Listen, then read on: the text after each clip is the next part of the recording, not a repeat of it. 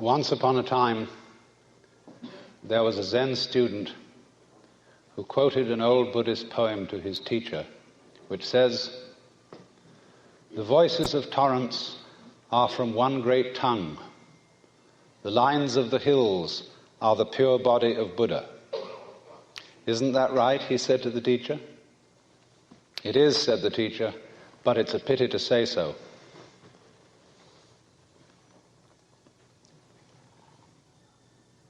It would be, of course, much better if this occasion were celebrated with no talk at all. And if I addressed you in the manner of the ancient teachers of Zen, I should hit the microphone with my fan and leave. But I somehow have the feeling that since you have contributed to the support of the Zen Center in expectation of learning something, a few words should be said, even though I warn you that by explaining these things to you, I shall subject you to a very serious hoax. Because if I allow you to leave here this evening under the impression that you understand something about Zen, you will have missed the point entirely. Because Zen is a way of life, a state of being that is not possible to embrace in any concept whatsoever. So that any concepts, any ideas, any words that I shall put across to you this evening will have as their object showing you the limitations of words and of thinking. Now then, if one must try to say something about what Zen is, and I want to do this by way of introduction, I must make it emphatic that Zen, in its essence, is not a doctrine. There's nothing you're supposed to believe in. And it's not a philosophy in our sense, that is to say, a set of ideas, an intellectual net in which one tries to catch the fish of reality. Actually, the fish of reality is more like water. It always slips through the net, and in water, you know, when you get into it, there's nothing to hang on to. All this universe is like water. It is fluid, it is transient, it is changing. And when you're thrown into the water after being accustomed to living on the dry land, and you're not used to the idea of swimming, you try to stand on the water, you try to catch hold of it, and as a result you drown. And the only way to survive in the water, and this refers particularly to the waters of modern philosophical confusion, where God is dead, metaphysical propositions are meaningless, and there's really nothing to hang on to, because we're all just falling apart. And the only thing to do under those circumstances is to learn how to swim. And to swim, you relax. You let go. You give yourself to the water, and you have to know how to breathe in the right way. And then you find that the water holds you up. Indeed, in a certain way, you become the water. And so in the same way, one might say, if one attempted to, again I say misleadingly, to put Zen into any sort of concept, it simply comes down to this: that in this universe there is one great energy, and we have no name for it. People have tried various names for it, like God, like Brahman, like Tao. But in the West, the word God has got so many funny associations attached to it that most of us are bored with it. When people say God the Father Almighty, most people feel funny inside. And so we like to hear new words. We like to hear about Tao, about Brahman, about Shinyo and Tathata, and such strange names from the Far East, because they don't carry the same associations of mawkish sanctimony and funny meanings from the past. And actually, some of these words that the Buddhists use for the basic energy of the world really don't mean anything at all. The word tathata, which is translated from the Sanskrit into suchness or thusness or something like that, really means something more like da-da-da, based on the word tat, which in Sanskrit means that. And so in Sanskrit it is said, tattvam asi, that thou art, or in modern American, you're it. But da, that's the first sound a baby makes when it comes into the world. Because the baby looks around and says, da, that. And fathers flatter themselves and think it's saying dada, which means daddy. But according to Buddhist philosophy, all this universe is one tatata. That means 10,000 functions or 10,000 things, one suchness. And we're all one suchness. And that means that suchness comes and goes like everything else, because this whole world is an on and off system. As the Chinese say, it's the yang and the yin. And therefore it consists of now you see it, now you don't, here you are, here you aren't. Because that's the very nature of energy, to be like waves, and waves have crests and troughs. Only we, being under a certain kind of sleepiness or illusion, imagine that the trough is going to overcome the wave or the crest. The yin, the dark principle, is going to overcome the yang or the light principle. And that off is finally going to triumph over on. And we, shall I say, bug ourselves by indulging in that illusion. Gee, supposing darkness did win out, wouldn't that be terrible? And so we're constantly trembling and thinking that it may, because after all, isn't it odd that anything exists? It's most peculiar. It requires effort, it requires energy, and it would be so much easier for there to have been nothing at all. Therefore we think, well, since the is side of things is so much effort, you always give up after a while and you sink back into death. But death is just the other face of energy, and it's the rest, the not being anything around, that produces something around, just in the same way that you can't have solid without space, or space without solid. When you wake up to this and realize that the more it changes, the more it's the same thing, as the French say, that you are really a playing of this one energy, and there is nothing else but that it is you, but that for you to be always you would be an insufferable bore. And therefore it is arranged that you stop being you after a while and then come back as someone else altogether. And so when you find that out, you become full of energy and delight. As Blake said, energy is eternal delight. And you suddenly see through the whole sham of things. You realize you're that. We won't put a name on it. You're that. And you can't be anything else.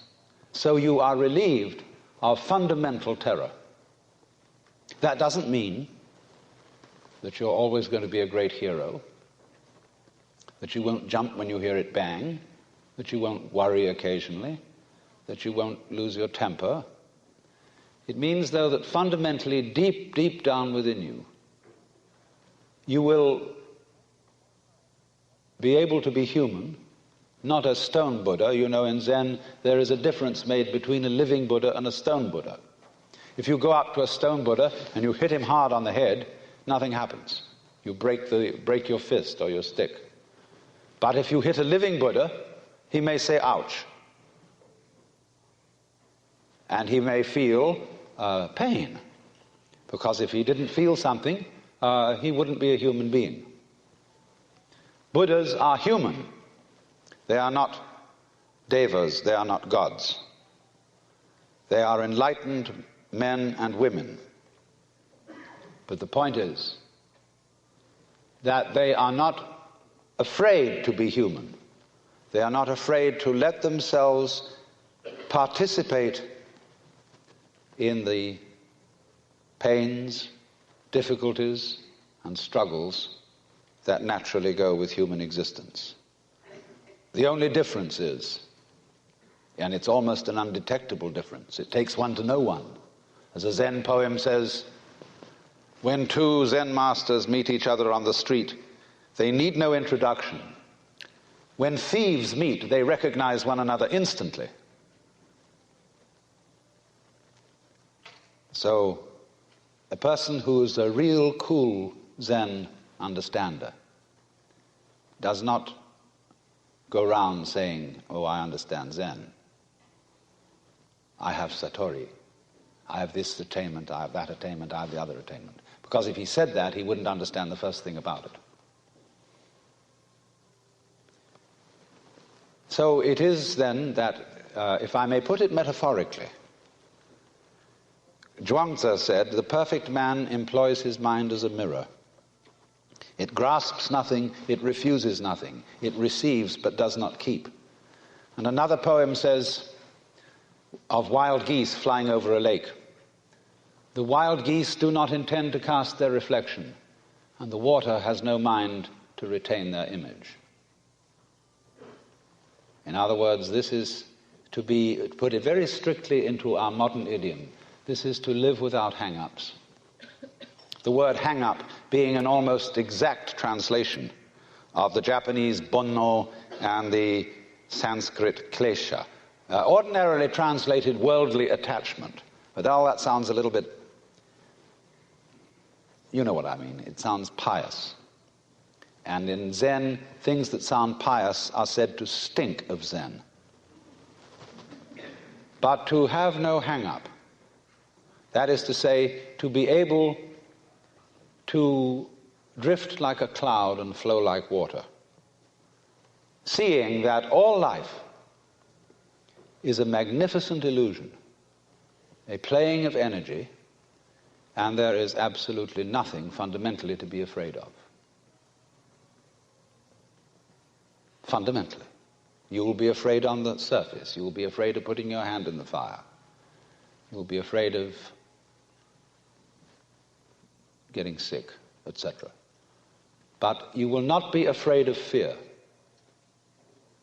Fear will pass over your mind like a black cloud will be reflected in the mirror. But of course the mirror isn't quite the right illustration. Space would be better. Like a black cloud or flows through space without leaving any track. Like the stars don't leave trails behind them. And so that fundamental that is called the void in Buddhism, the thing that, it doesn't mean void in the sense that it's void in the ordinary sense of emptiness. It means void in that it is the most real thing there is, but nobody can conceive it. It's rather the same situation that you get between the speaker in a radio and all the various sounds which it produces. On the speaker you hear human voices, you hear every kind of musical instrument, honkings of horns, the sound of traffic, the explosion of guns. And yet all that tremendous variety of sounds are the vibrations of one diaphragm. But it never says so. The announcer doesn't come on first thing in the morning and say, ladies and gentlemen, all the sounds that you will hear subsequently during the day will be the vibrations of this diaphragm. But don't take them for real. And the radio never mentions its own construction, you see? And in exactly the same way, you are never able really to examine, to make an object of your own mind, just as you can't look directly into your own eyes or bite your own teeth. Because you are that. And if you try to find it and make it something to possess, why, that's a great lack of confidence. That shows you don't really know you're it. And if you're it, you don't need to make anything of it. There's nothing to look for. But the test is, are you still looking? Do you know that? I mean, not as kind of knowledge that you possess, not something you've learned in school like you've got a degree and you know, I've mastered the contents of these books and remembered it. In this knowledge, there's nothing to be remembered,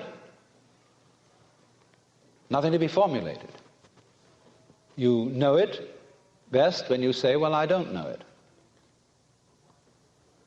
Because that means I'm not holding on to it, I'm not trying to cling to it in the form of a concept, because there's absolutely no necessity to do so.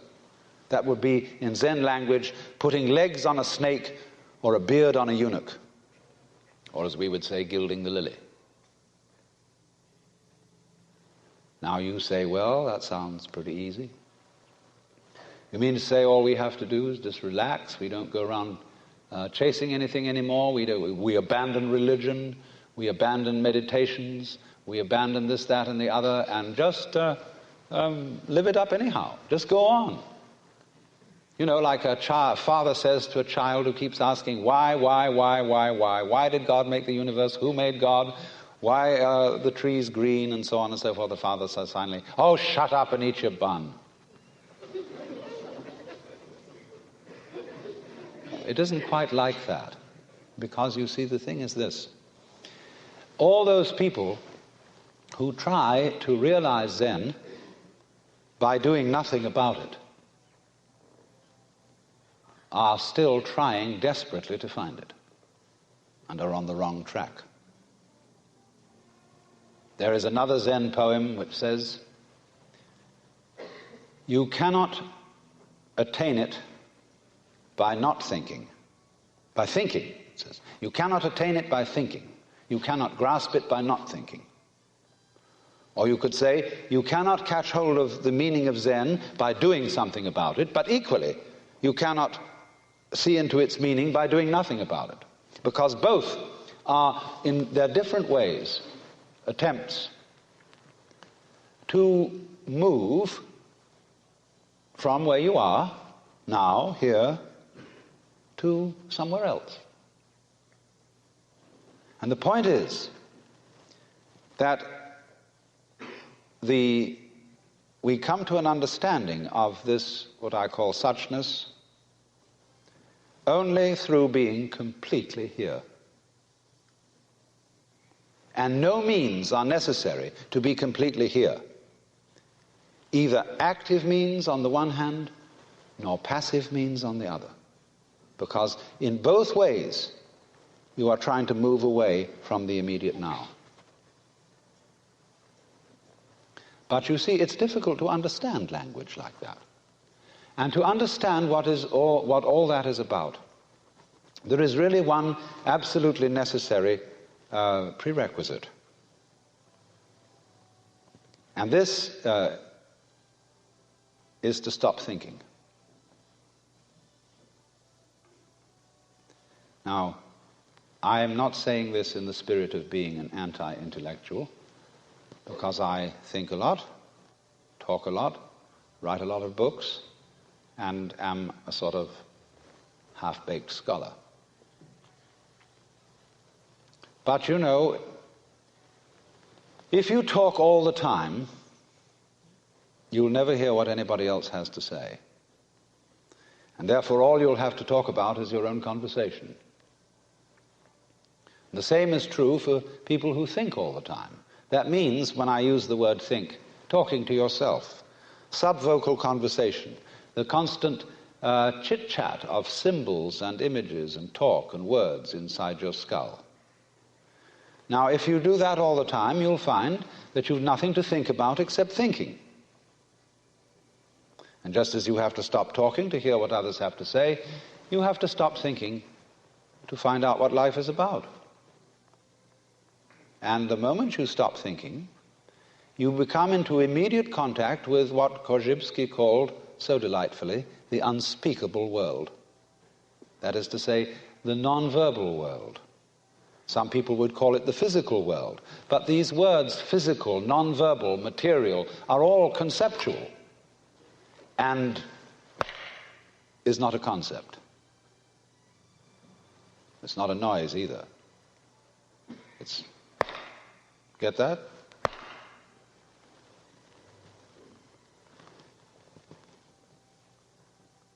So when you are awake to that world, you suddenly find that all the so-called differences between self and other, life and death, pleasure and pain, are all conceptual, and they're not there. They don't exist at all in that world which is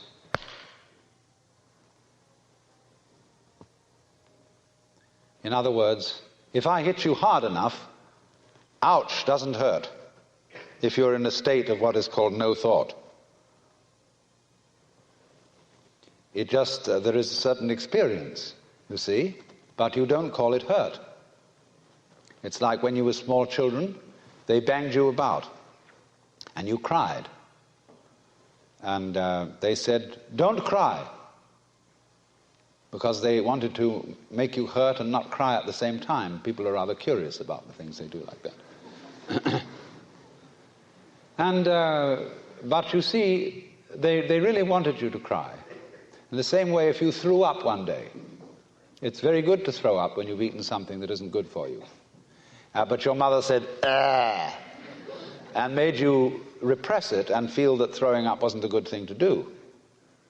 Because then when you saw people die, and everybody around you started weeping and making a fuss, and then you learned from that dying was terrible.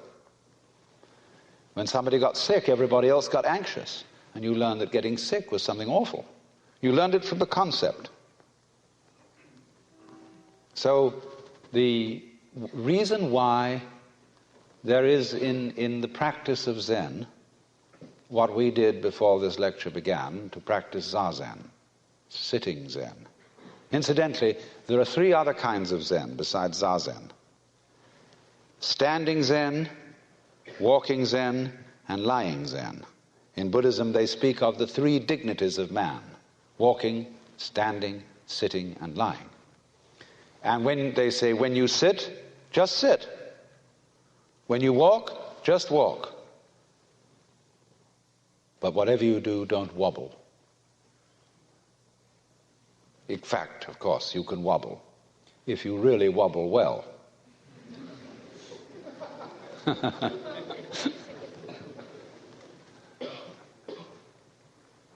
When the old master Hyakujo was asked, what is Zen? He said, when hungry, eat. When tired, sleep. But they said, well, isn't that what everybody does? Aren't you just like ordinary people? Oh, he said, no, they don't do anything of the kind. When they're hungry, they don't just eat, they think of all sorts of things. When they're tired, they don't just sleep, but dream all sorts of dreams. I know the Jungians won't like that. But there comes a time when you just dream yourself out. And no more dreams. You sleep deeply and breathe from your heels. Now, therefore, Zazen, or sitting Zen, is a very, very good thing in the Western world. We have been running around far too much. It's all right. We've been active, and our action has achieved a lot of good things. But as Aristotle pointed out long ago, and this is one of the good things about Aristotle, and he said the goal of action is contemplation. In other words, busy, busy, busy, busy, busy. But what's it all about? Especially when people are busy because they think they're going somewhere and they're going to get something and attain something. There's quite a good deal of point to action if you know you're not going anywhere. If you act like you dance or like you sing or play music, then you're not going anywhere. You're just doing pure action. But if you act with the thought in mind that as a result of action, you are eventually going to arrive at some place where everything will be all right, then you are on a squirrel cage, hopelessly condemned to what the Buddhists call samsara, the round or rat race of birth and death. Because you think you're going to get somewhere. You're already there. And it's only a person who has discovered that he's already there who is capable of action. Because he doesn't act frantically with the thought that he's going to get somewhere. He acts like he can go into walking meditation at that point, you see, where we walk not because we are in a great hurry to get to a destination, but because the walking itself is great. The walking itself is the meditation. And when you watch Zen monks walk, it's very fascinating. They have a different kind of walk from everybody else in Japan. Most Japanese shuffle along, or if they wear Western clothes, they race and hurry like we do. Zen monks have a peculiar swing when they walk. And you have the feeling they walk rather the same way as a cat. There's something about it which isn't hesitant. They're going along all right. They're not sort of vaguing around, but they're walking just to walk. And that's walking meditation. But the point is that one cannot act creatively except on the basis of stillness, of having a mind that is from time to time capable of stopping thinking. And so this practice of sitting and may seem very difficult at first, because if you sit in the Buddhist way, it makes your legs ache, and most Westerners start to fidget. They find it very boring to sit for a long time. But the reason they find it boring is that they're still thinking. If you weren't thinking, you wouldn't notice the passage of time. And as a matter of fact, far from being boring, the world, when looked at without chatter, becomes amazingly interesting.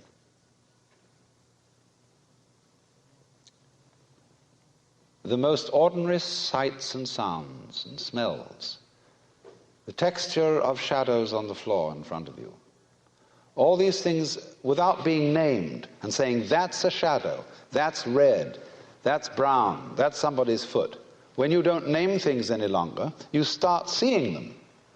Because, say, when a person says, I see a leaf, immediately one thinks of a spearhead-shaped thing outlined in black and filled in with flat green. No leaf looks like that. No leaves. Leaves are not green. That's why Lao Tzu said, the 5 colors make a man blind, the 5 tones make a man deaf. Because if you can only see 5 colors, you're blind. And if you can only hear 5 tones in music, you're deaf. You see, if you force sound into 5 tones, you force color into 5 colors, you're blind and deaf. The world of color is infinite, as is the world of sound. And it is only through stopping, fixing conceptions on the world of color and sound that you really begin to hear it and see it.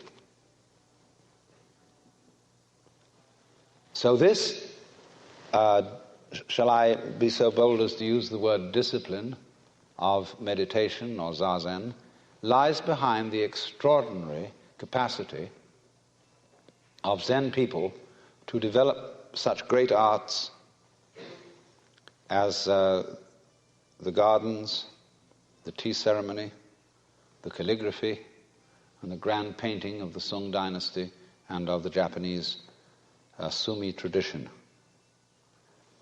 And it was because, especially in tea ceremony, which means literally chanryu in Japanese means hot water of tea, they found in the very simplest things of everyday life magic. In the words of the poet Hokoji, marvelous power and supernatural activity, drawing water, carrying wood. And you know how it is sometimes when you say a word and make the word meaningless. You take the word yes. Yes. Yes. Yes. Yes. Yes. Yes. Yes. Yes. Yes. Yes. It becomes funny. That's why they use mu, in Zen training, which means no. Mu. And when you get this going for a long time, the word ceases to mean anything, and it becomes magical. That sound. Now, what you have to realize in the further continuance of Zazen, that as you, let me say first in a preliminary way, the easiest way to stop thinking is first of all to think about something that doesn't have any meaning. That's my point in talking about mu or yes, or counting your breath, or listening to a sound that has no meaning. Because that stops you thinking, because you become fascinated in the sound. Then as you get on and you just, the sound only, comes a point when the sound is taken away and you're wide open.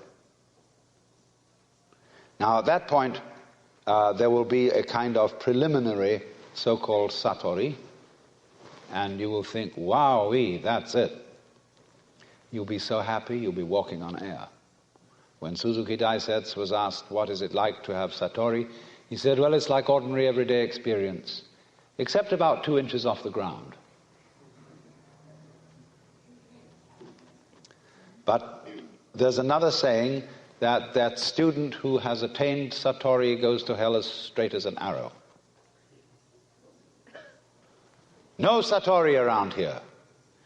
Because anybody who has a spiritual experience, whether you get it through Zazen or through LSD or anything, that gives you that experience, if you hold on to it, say, now I've got it, it's gone out of the window.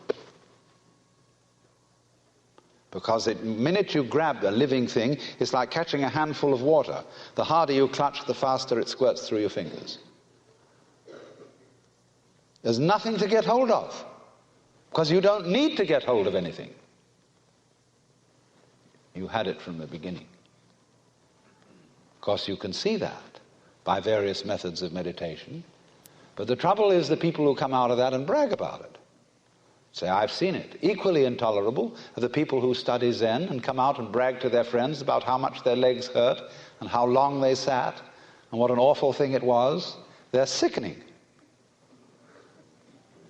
Because the discipline side of this thing is not meant to be something awful. It's not done in a masochistic spirit or a sadistic spirit. Suffering builds character. Therefore, suffering is good for you. When I went to school in England, the basic premise of education was that suffering builds character. And therefore, all senior boys were at liberty to bang about the junior ones with a perfectly clear conscience, because they were doing them a favor. It was good for them. It was building their character. And as a result of this kind of attitude, the word discipline has begun to stink. It's been stinking for a long time. But we need a kind of entirely new attitude towards this, because without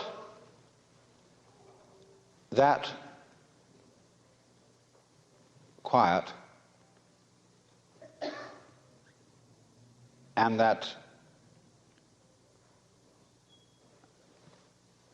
non-striving,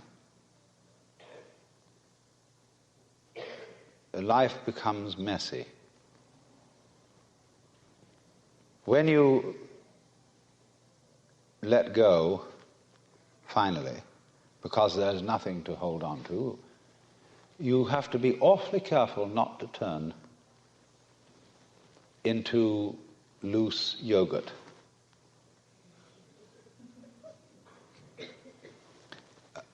Let me give two opposite illustrations.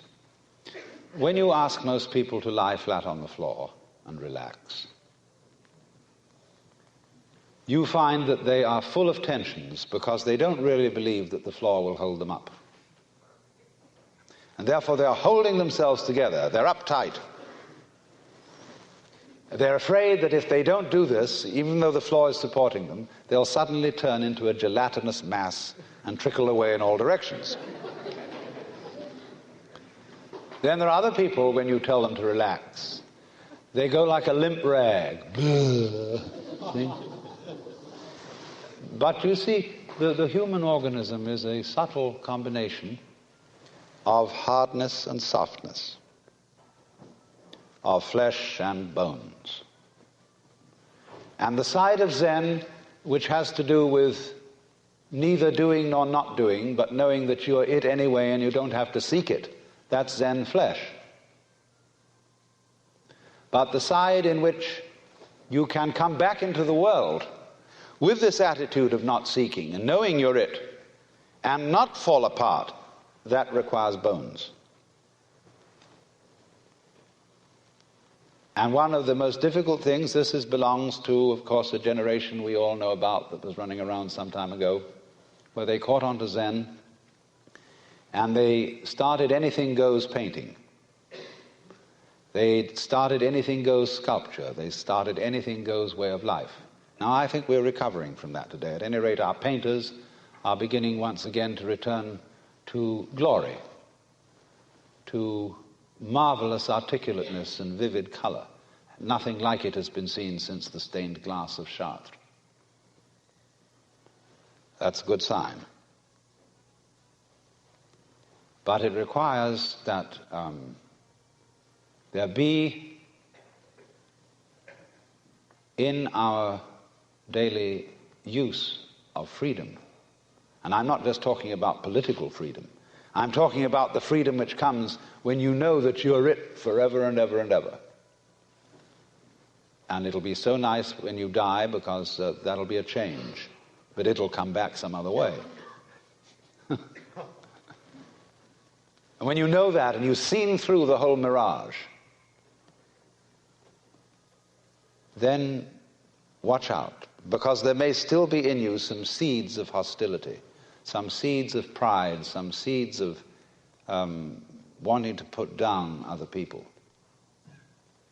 or wanting just to defy the normal arrangements of life. So that is why, in the order of a Zen monastery, various duties are assigned. The novices have the light duties, and the more senior you get, the heavy duties. For example, the Roshi very often is the one who cleans out the benjo, the toilet.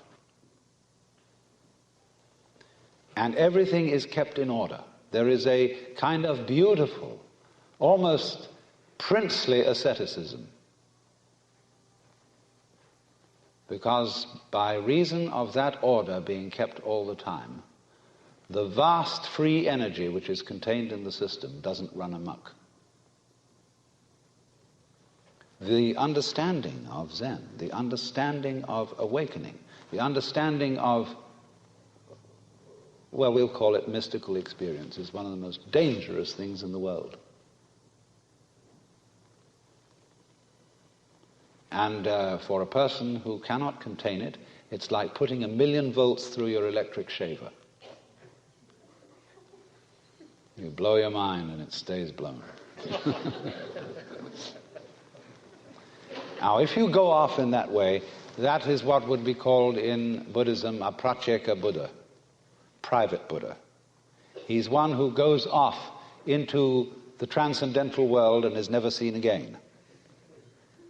And he's made a mistake from the standpoint of Buddhism, because from the standpoint of Buddhism there is no fundamental difference between the transcendental world and this everyday world. The Bodhisattva, you see, who doesn't go off into a nirvana and stay there forever and ever, but comes back and lives ordinary everyday life to help other beings to see through it too, he doesn't come back because he feels he has some sort of solemn duty to help mankind and all that kind of pious cant. He comes back because he sees the two worlds are the same.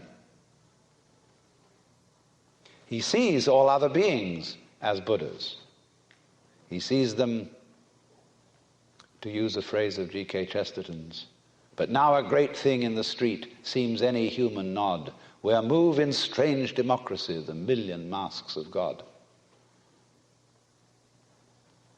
And it's fantastic to look at people and see that they really, deep down, are enlightened. They're it. They're faces of the divine.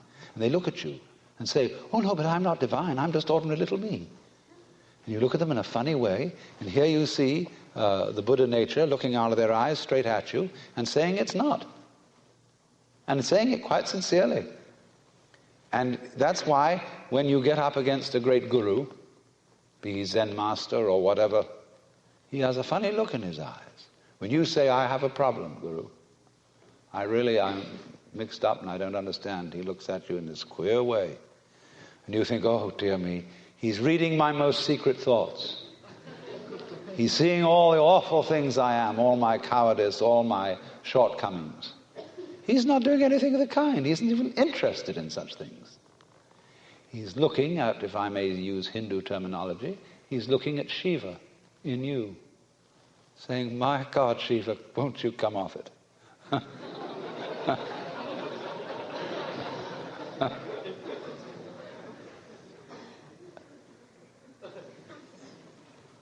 So then you see the Bodhisattva, who is, I'm assuming quite a knowledge of Buddhism in this assembly, but the Bodhisattva, as distinct from the Pratyeka Buddha, Bodhisattva doesn't go off into nirvana. He doesn't go off into permanent, withdrawn ecstasy. He doesn't go into a kind of catatonic samadhi.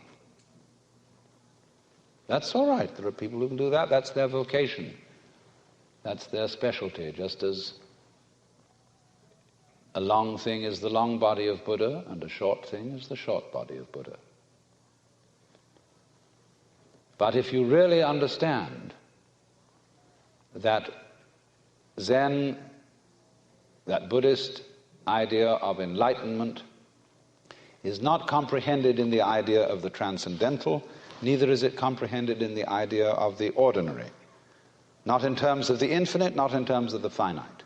Not in terms of the eternal, not in terms of the temporal, because they're all concepts.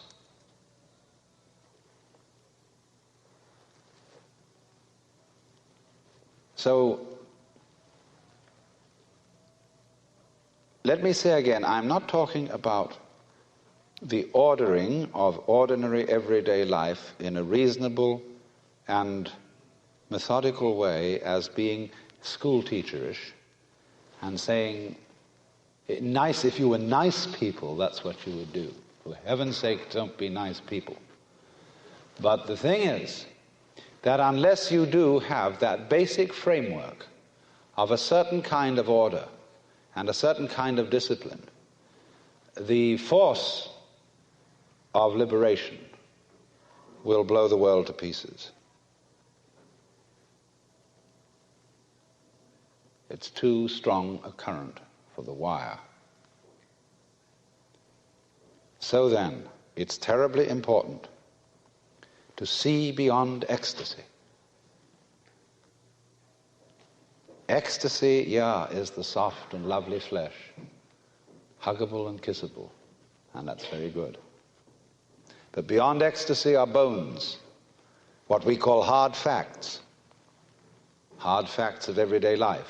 Incidentally, we shouldn't forget to mention the soft facts. There are many of them. But in the hard fact, it is say what we mean, the world as seen in an ordinary everyday state of consciousness. To find out that that is really no different from the world of supreme ecstasy. Well, it's rather like this. Let's suppose, as so often happens, you think of ecstasy as insight, as seeing light. There's a Zen poem which says, a sudden crash of thunder, the mind doors burst open, and there sits the ordinary old man. See, there's this sudden vision, satori, breaking, wowie, and the doors of the mind are blown apart. And there sits the ordinary old man. That's just little you, you know. Lightning flashes, sparks shower. In one blink of your eyes you've missed seeing. Why? Because here is the light. The light, the light, the light. Every mystic in the world has seen the light. That brilliant, blazing energy, brighter than 1,000 suns, which is locked up in everything. Now imagine this. Imagine you're seeing it. Like you see aureoles round Buddhas. Like you see the beatific vision at the end of Dante's Paradiso. Vivid, vivid light, so bright that it's like the clear light of the void in the Tibetan Book of the Dead. It's beyond light. It's so bright. And you watch it receding from you. And on the edges, like a great star that becomes a rim of red. And beyond that, a rim of orange, yellow, green, blue, indigo, violet. And you see this great mandala appearing, this great sun. And beyond the violet, there's black, black like obsidian, not flat black, but transparent black like lacquer. And again, blazing out of the black as the yang comes from the yin, more light. Going, going, going. And along with this light, there comes sound. There's a sound so tremendous with the white light that you can't hear it. So piercing that it seems to annihilate the ears. But then along with the colors, the sound goes down the scale in harmonic intervals, down, down, down, down, until it gets to a deep, thundering bass, which is so vibrant that in turn it turns into something solid. And you begin to get a similar spectrum of textures. Now all this time you've been watching a kind of a thing radiating out. But it says, you know, this isn't all I can do. And the rays start going dancing like this. And naturally the sound starts going, waving too, as it comes out. And then the textures start varying themselves. And they say, well, you've been looking at this thing as I've been describing it so far in a flat dimension. Let's add a third dimension. It's going to come right at you now. See, this way. And meanwhile, it says it's not just that we're going to go yui like this. We're going to do little curly cues. We're going to go like this. And it says, well, that's just a beginning. We can go making squares and turns. And then suddenly you see in all the little details that become so intense that all kinds of little sub-figures are contained within what you thought were originally the main figures. And the sound starts going all different, amazing